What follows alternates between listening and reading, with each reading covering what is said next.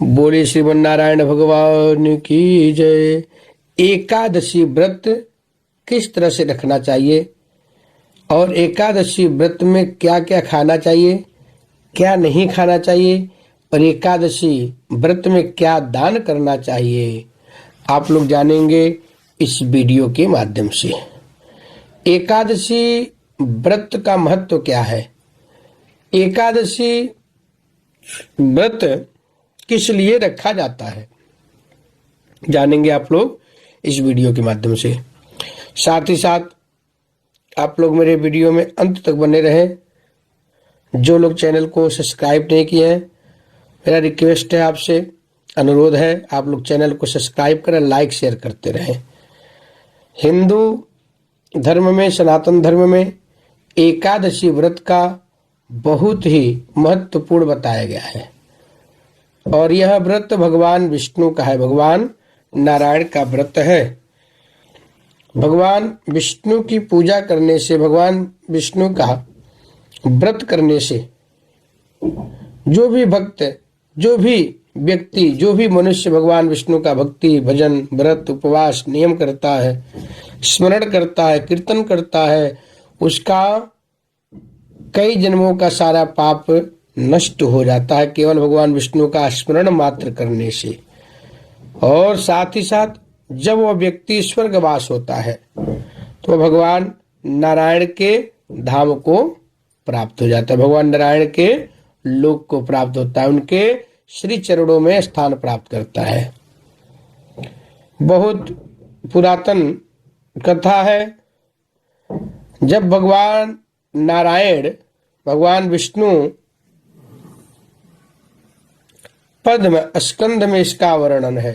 भगवान विष्णु धर्मोत्तर पुराण का कहना है कि एकादशी व्रत में अन्न नहीं खाना चाहिए। बहुत प्राचीन कथा है। एकादशी व्रत में क्या नहीं खाना चाहिए, अन्न नहीं खाना चाहिए।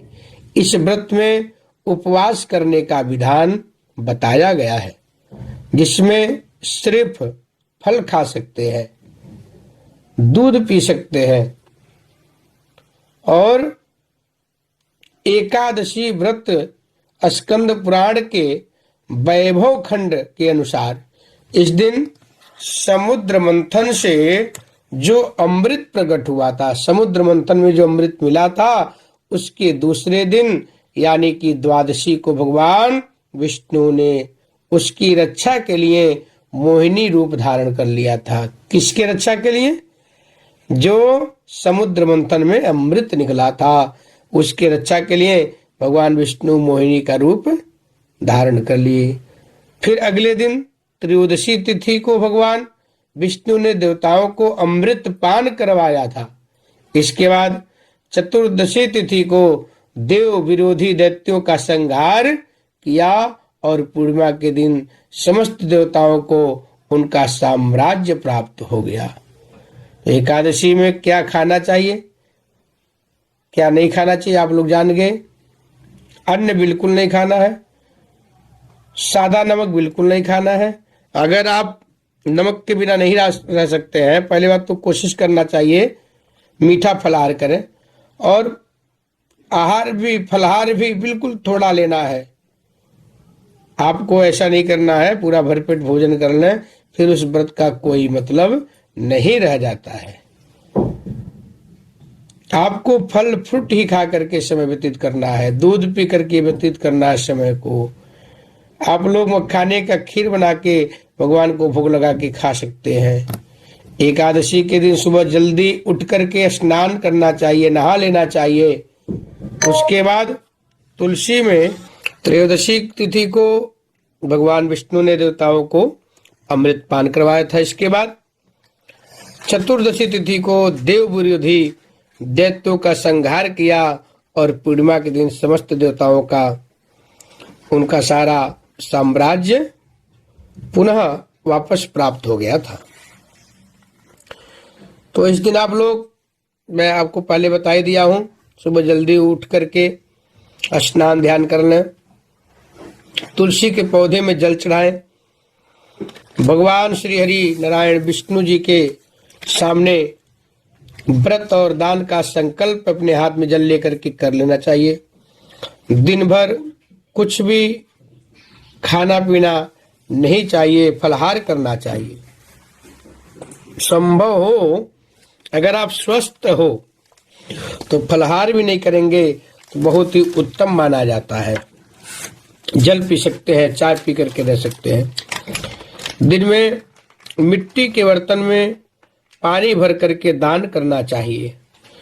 किसी मंदिर में भोजन या अन्न का दान करना चाहिए। सुबह शाम तुलसी के पास घी का दीपक जलाना चाहिए और तुलसी की परिक्रमा अवश्य करनी चाहिए।